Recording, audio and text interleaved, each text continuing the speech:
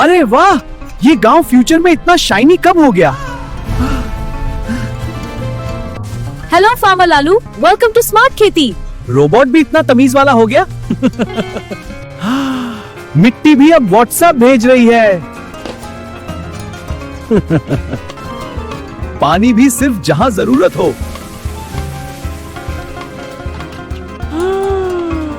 अरे वाह, ये तो फास्ट फॉरवर्ड खेती है।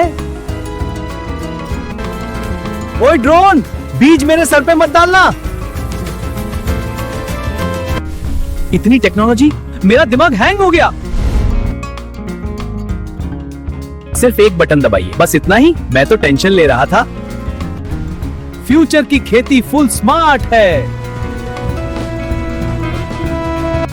अगली बार फ्यूचर में रोबोट भी मेरे जोक्स पे हंसेगा।